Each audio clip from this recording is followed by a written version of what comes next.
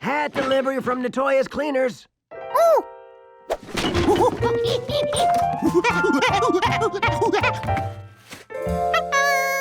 No, thank you. If everybody had a monkey, I'd be rich.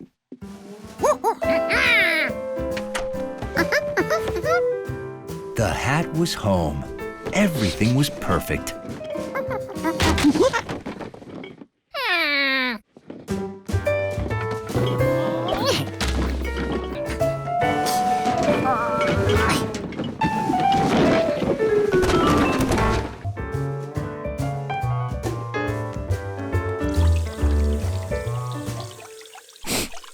That was a funny smell for a clean hat. Why, it smelled just like garbage.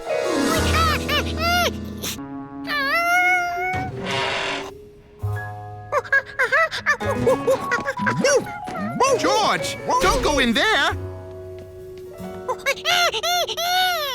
Oh, if you threw something away by mistake, it'll be in the dumpster downstairs. Come on!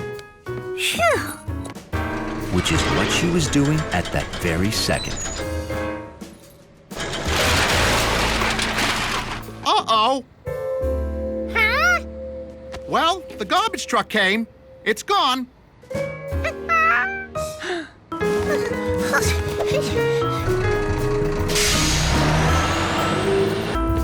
George? What are you doing here? Why aren't you home? Waiting for the hat. Oh, did it come already? Empty cans meant the truck had already been here. Except that one.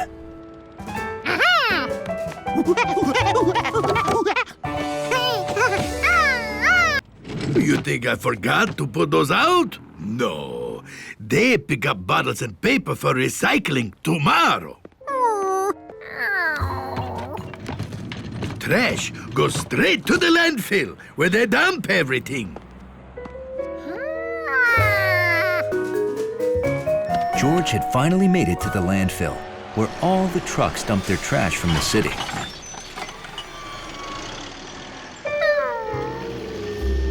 Finding one yellow hat in all this trash was going to be impossible. Without my yellow hat, I'm not me!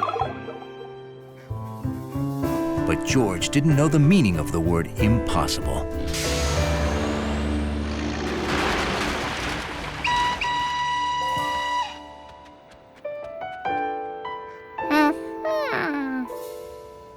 I found it in my truck. Who would throw out such a perfect hat? I've wanted a hat like this ever since I saw a guy with a monkey wearing one. Is that why you hired a monkey? Huh?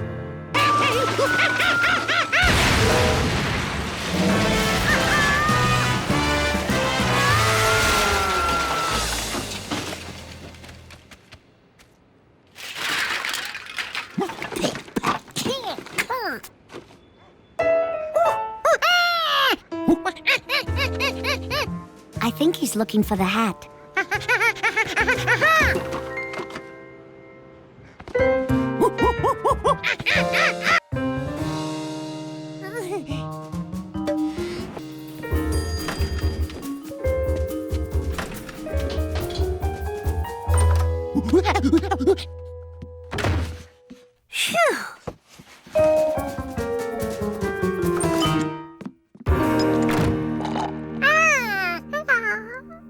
George, you were supposed to put all these boxes in the trash. Oh, imagine if I'd thrown this out. How terrible would that have been? Okay, I want to go back. How's this? No, this. George, cut that out! George did his part to help the man give his best smile. Oh, man. George thought it was a great picture. The hat looked perfect. George couldn't live in a tree and stay dry like he could in the house. Unless he had a tree house. The next morning, George got to work. He picked the perfect branch. He chose his material, cardboard, from the refrigerator box.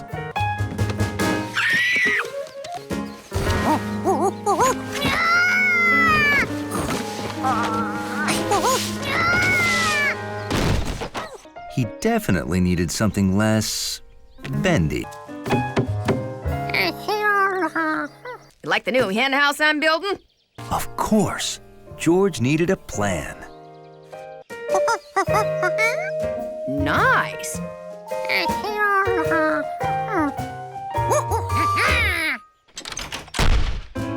Armed with his handy monkey tool set, George was ready to build.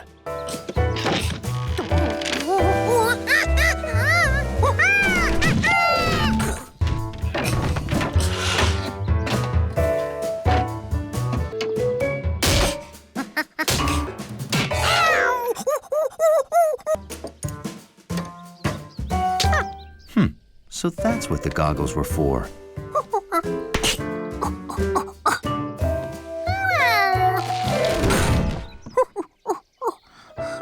This wall needed something to hold it up while he nailed it down.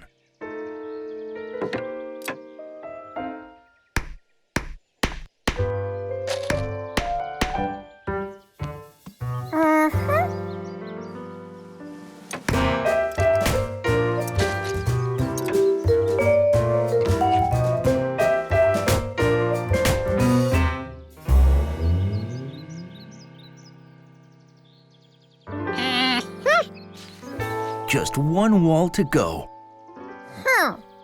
But George was out of nails, and the only wood left was the piece he couldn't lift.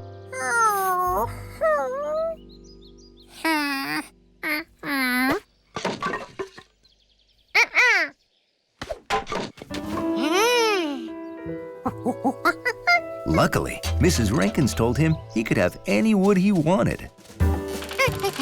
Mr. Quint wasn't home, but George had seen him get nails this way.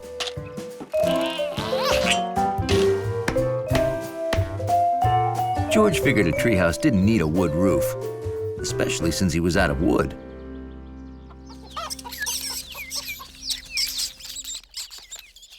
How do you like your new...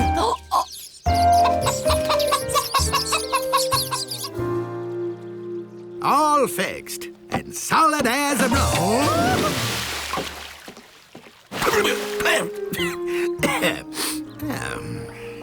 Maybe you should have used nails. Oh, I'm dying to know what you've been up to. Can I look yet?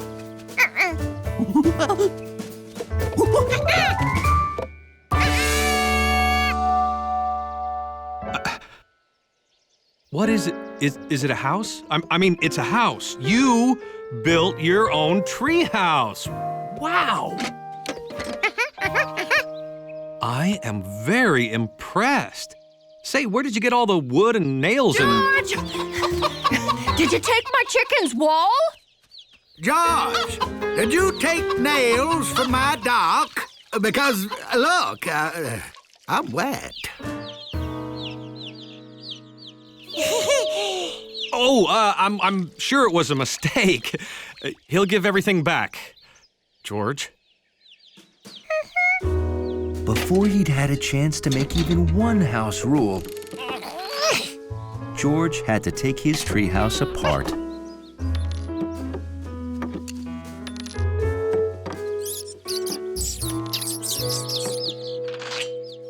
Wait, I said you could have any nails you wanted. I could have been more specific. Then I can make a new wall. That one looks like it belongs there. Now George had a place where he made the rules. Rule number 1, you have to draw on the walls. And rule number 2, always butter your corn with your feet. Oh, this isn't easy. House rules. I know. Okay.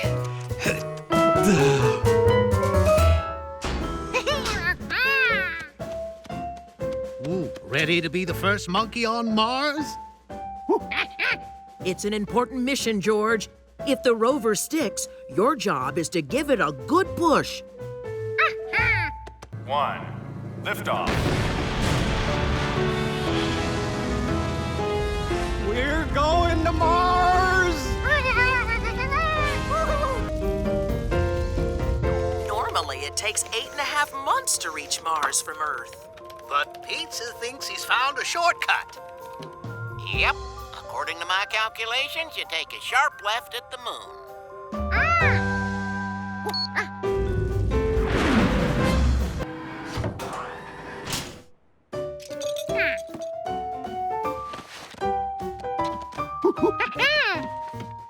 Mars looked just like the pictures in George's book, except now it was right outside the window.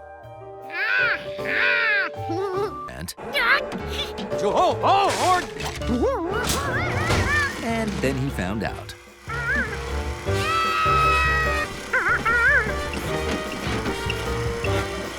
George was on an out-of-control Mars rover.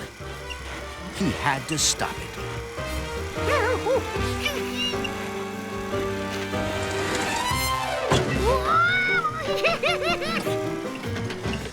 That sure looked like a remote control.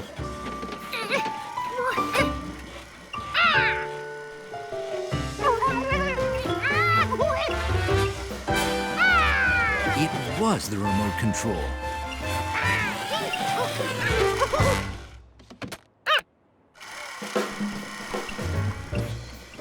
Now George was in full control, except for being lost on Mars. Maybe he could find his way using the book. There were the 2 moons of Mars. That wouldn't help him find his way back to the ship, but it sure was cool.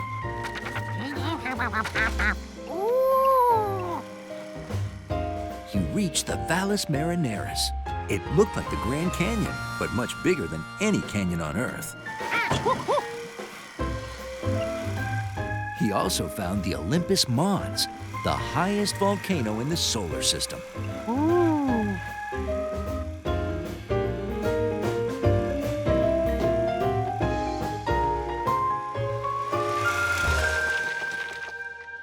It had a pretty nice view, too.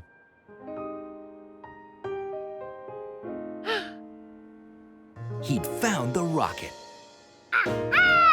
Now all he had to do was drive there.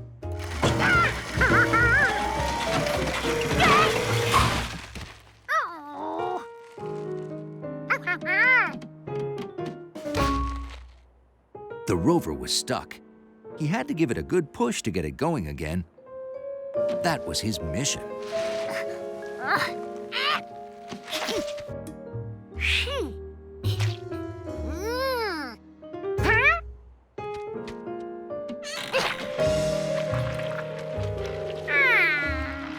Einstein's broccoli spinach gum was gumming up the works. He wanted to get to the ship and tell the man with the yellow hat, except the rover wouldn't go.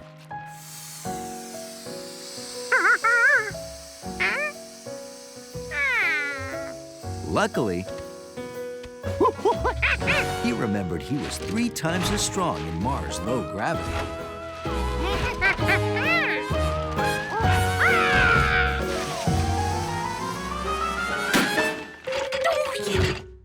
George, are you okay? You were sleeping so peacefully. Did that sound wake you up? I blew a bubble and it popped.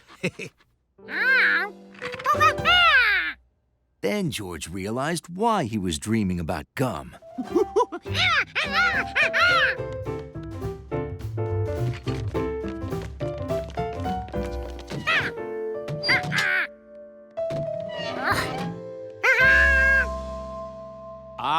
Gum in the main rover control panel.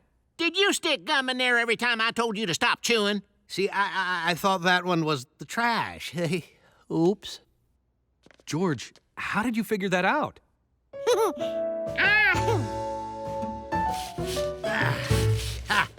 All clean. It works. We're ready to launch. 7 seconds and counting.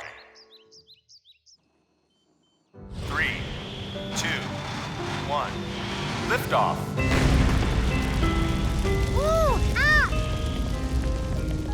George, you saved the Einstein Pizza Space Program. Thank you so much. You know, sometimes I think the world would be better off if monkeys ran everything.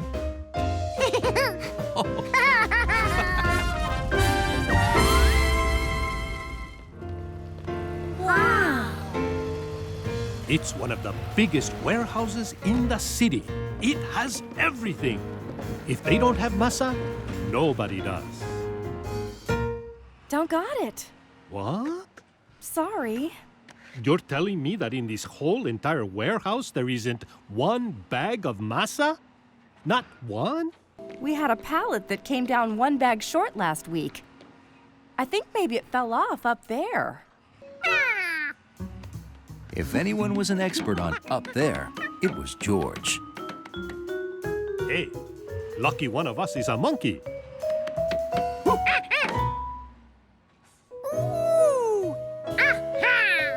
The warehouse manager was right. There was one bag of masa left. Wait, George, don't try to climb down with the bag in your hands. Just toss it. Toss it to me. Just toss it down. I'll catch it. Just toss it. I'm ready. Let her rip. Watch out! What? George had found a picture of something that looked like a factory. Could that be a clue? Grains like corn and wheat come into the mill and are cleaned and inspected. Then the grains are put in this grinder, where they're ground and come out as flour or cornmeal. That is so cool. Any questions? Yes. Could we have one bag of masa, please? Oh, I'm so sorry. We don't have any masa. This is all flour. Oh, what? I'm sorry. Since there's been very little rain, the drought delayed the corn harvest. No corn, no masa. Where does your corn come from? We get ours from local farmers. This is wonderful.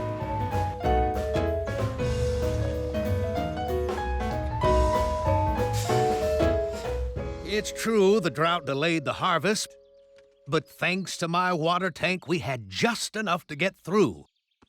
I've been harvesting all day. I'm almost afraid to ask, but you say you've been harvesting all day? Yes? So my question is, do you have corn now? Yes. Come on, boys. We must see that the corn gets through to Marco's abuela.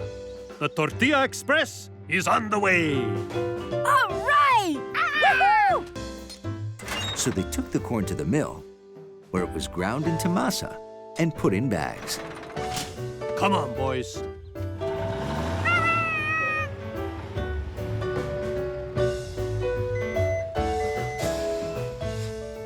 Then they took the bags to the warehouse, where they were packaged for the stores. Ah, look at that. And to the store, where they filled the shelves for customers. Here you go. Gracias. And finally, to Marco's house. George was surprised. He always knew that Mr. Rankins grew corn.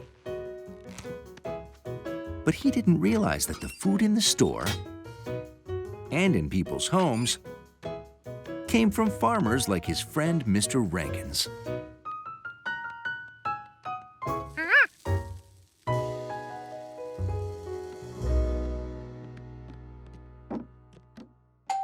She's here! Until that day, George hadn't really thought about how important farmers were to so many people. Surprise! ¡Ay, qué bueno! ¡Delicioso, mi amor! Marco's grandmother loved Marco's special tortillas. This is amazing. What a tortilla. But one person loved them most of all. I could eat a whole stack. Are there more? Nice.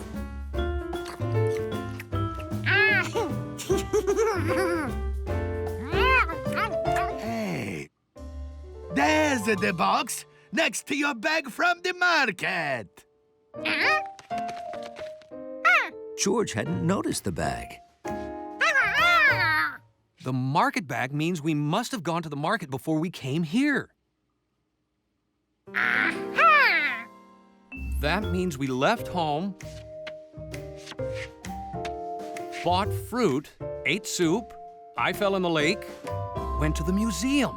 Remember, George? We almost lost all the bones here.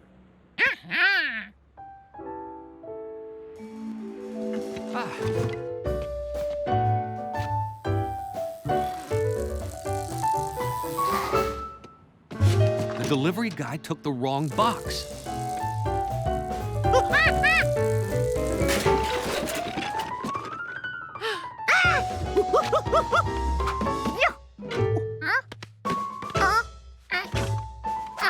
Whew, still 4 bones. Oh, George, how many times have we practiced wiping your mouth after eating soup? After eating soup! You had soup before we went to the park. That means we went to Paschetti's, then the park. We figured out our path. We left home, bought fruit, ate soup, I fell in the lake, museum. The box is bulging. We still had all 4 bones in the park. So the bone has to be between the lake and the museum. Oh, this looks bad. Bad, bad, bad.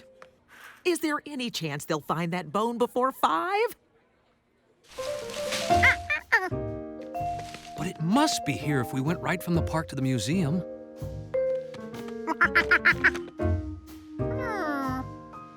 The pictures had to be in the right order. Didn't they? Yes, I'm drippy because I fell in the lake. What is it? I'm wet, then we deliver it and... I'm dry. That's right, I forgot. We went home again. The lobby wasn't just the first step on their path. It was also the next to last step. So we left home, bought fruit, ate soup, I fell in the lake, went home again to get dry, museum.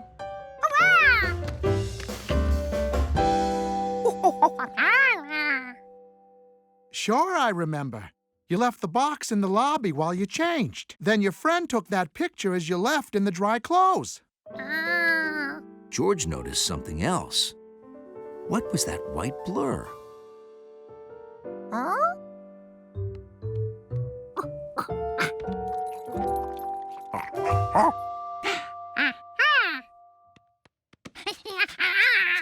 George, please, wait a second. If I explain, maybe he can help find the bone. The bone! Hundley, where did you find that? Hundley knew exactly where he found it.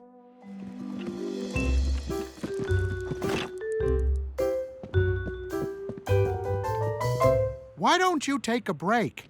There's a surprise for you on the chair.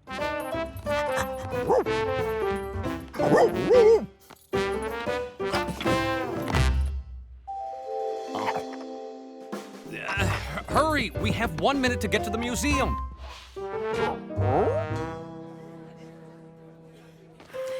Oh, this is going to be so embarrassing. Ladies and gentlemen, I know what you're all hoping for. Okay, it's done. Let's go. No! Oh! George, I'm stuck. I apologize for what you are about to see.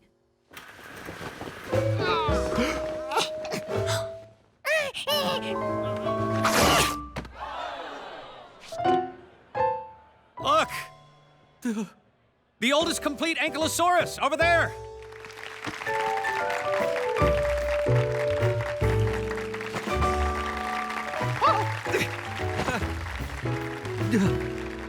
How can I ever thank you for keeping this from being embarrassing?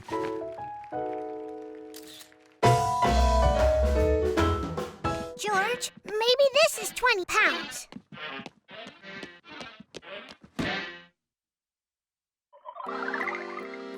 It sounded like a bunch of accordions. Take a look. That gave George an idea. In the meantime, Jumpy had grown curious about the box, too. A box that big might have a lifetime supply of nuts.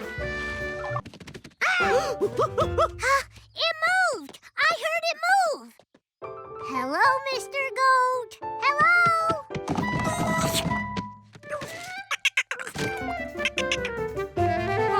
It was just a squirrel. He was probably having a play date with the goat. Sounds like a bunch of cans of soup. Who sends cans of soup? Unless they put cans of soup in there for the goat to eat. Grown-ups send weird things. My aunt once sent me underwear for my birthday. I'd rather have soup. George could feel something inside the box. It was another clue. What it felt like, whatever it was round and hard and covered in stiff hair. Holy cow! That feels like a goat! Could it be? Told you!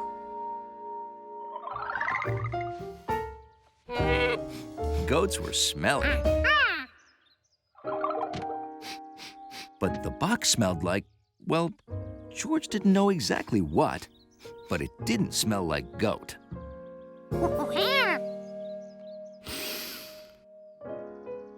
That does not smell like a goat. Maybe it had a bath. Grandma always makes me take a bath before I go on a trip. Could it be a very clean goat? Look! It's a delivery truck! He must be here to pick up the box! George didn't want to say goodbye to the box until he figured out what was inside. Please, don't take it yet! Oh, sorry. I've got my orders. But mister, we still haven't figured out what's inside. Yes, we have. It's a goat. Huh? George, we can't keep it. We don't even know who it's for. It's for you!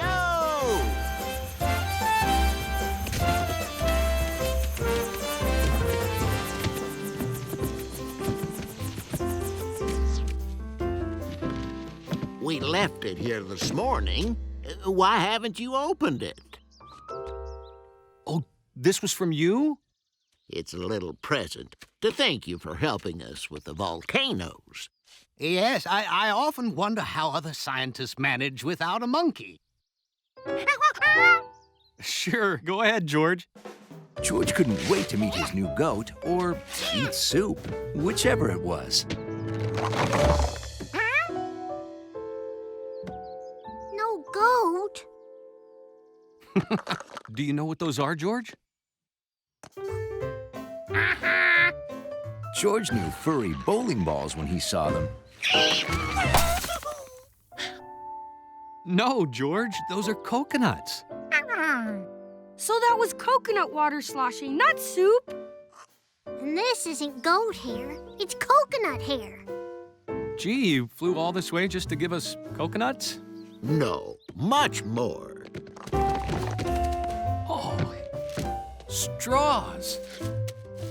Lays? Shirts? Hey, neat. Oh, another box to open, George. What is all this? a luau in a box. We'd have stayed when we dropped the box off earlier, but we left our ukuleles in our other lab coats.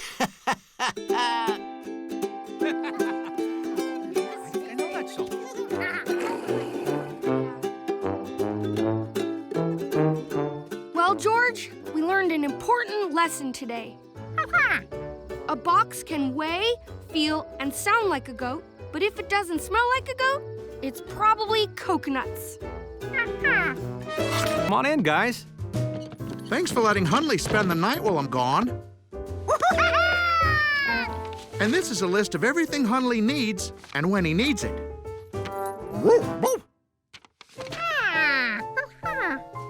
Oh, that's quite a list. Bye-bye. Bye. We'll make sure he has a good time. Hundley was used to keeping everything in its proper place. To make him feel welcome, George decided they should play with Hundley's toys.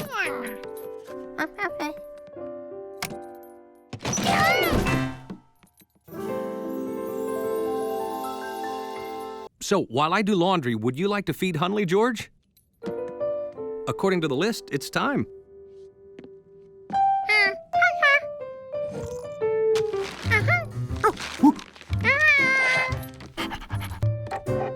The cup had to be filled to the top line with dry food. Hundley didn't want it above or below the line, but exactly right.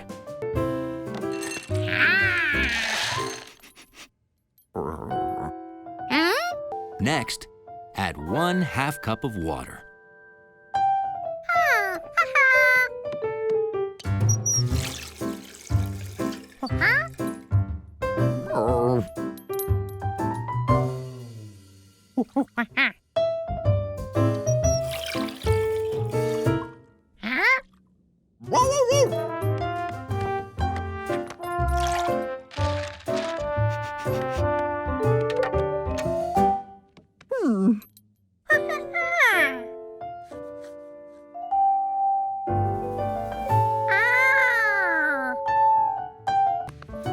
And to chew his food thoroughly.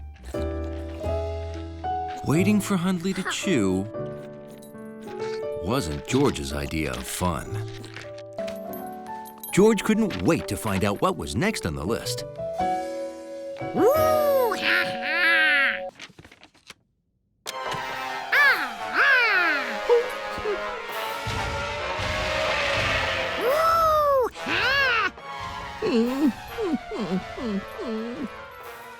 Hundley didn't seem to like the monster show.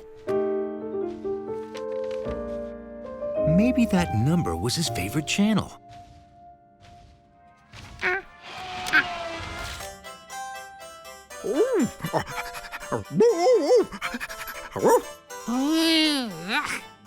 George was sure Hundley would enjoy the monster show more than poodle groomers.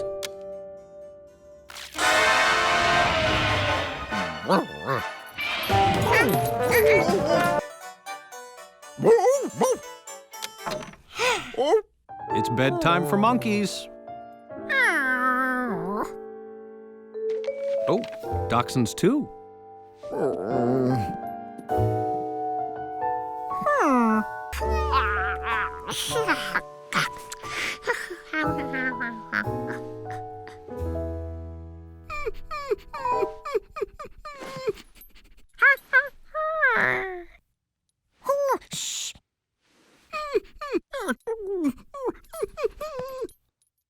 Just to make sure Hundley wasn't trying to tell him something important, George checked the list. Hundley didn't want to play. He always slept with Squeaky Mouse. Squeaky Mouse helped Hundley sleep and kept nightmares away. Hundley was very happy to have a friend like George who would get out of bed to kick Squeaky Mouse off the balcony.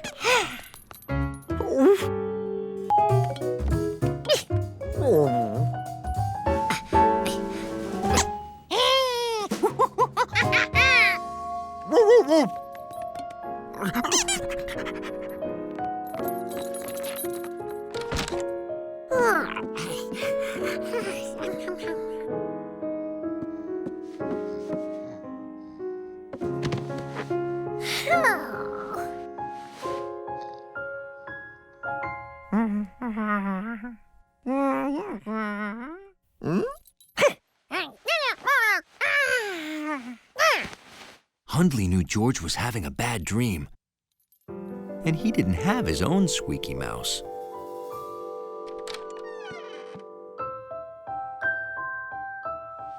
Wow.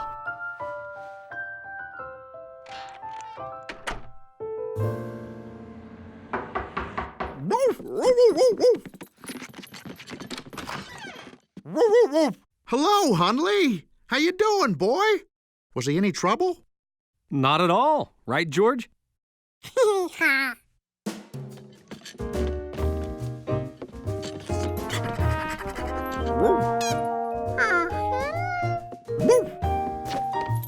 Hundley says thank you. Dogs and monkeys don't always understand each other. But sometimes a squeaky mouse can tell you who your real friends are. A big duck would make a terrific photo.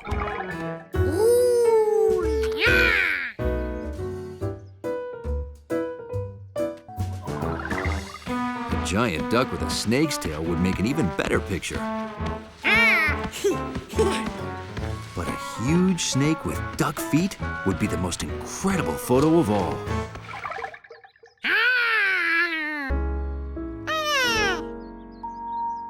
The strange tracks suddenly stopped. Did the duck-footed snake fly away?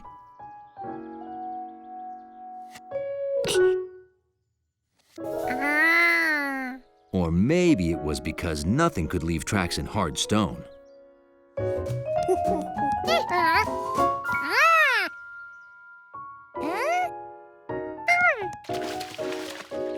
You can't leave tracks in water, but you can make tracks with water. George remembered he'd seen big tracks like these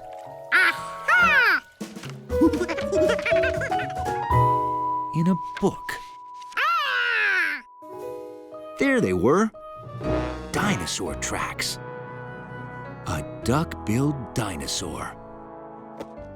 George got a photo of Jumpy by leaving out food. Couldn't he do the same with a dinosaur? What a prize photo that would be. He didn't have any dinosaur food, but maybe they would like fruits and vegetables. George was thinking about something bigger than a fawn, much bigger.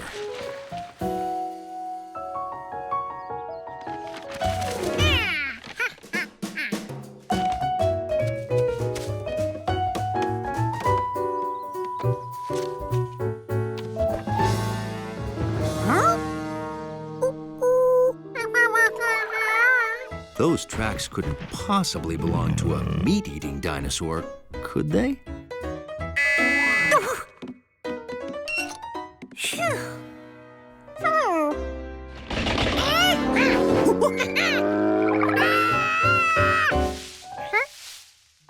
Could that be the dinosaur?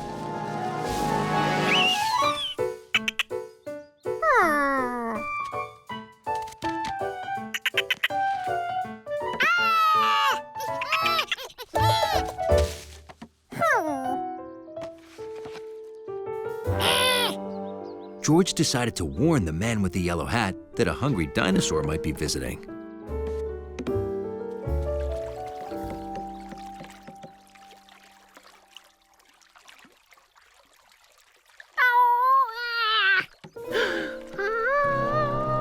The dinosaur had returned from the water.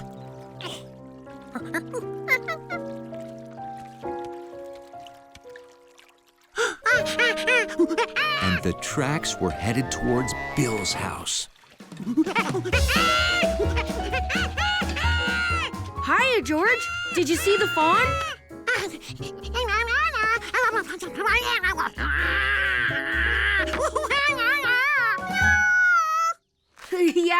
I guess those do look like dinosaur tracks.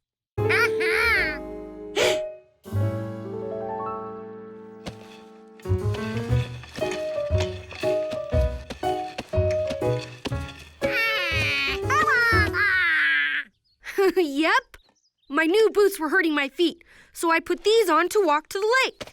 I told you I was going swimming, remember? Hey, now I know what it's like to walk in a dinosaur's footsteps.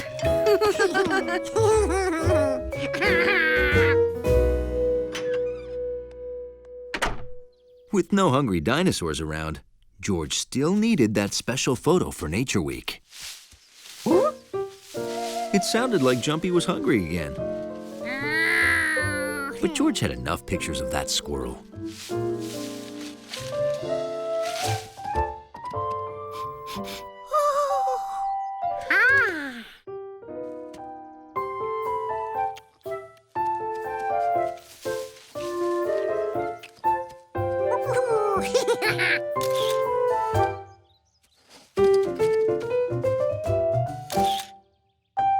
For such big animals, those deer left pretty small tracks. Hey, deer tracks. Wow, you used fruits and vegetables to lure the deer to our house so you could take photos?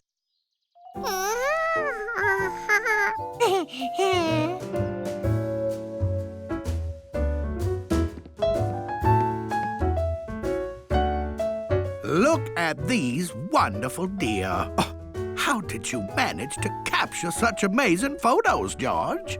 Oh, you know George, he just used his imagination. Isn't that right?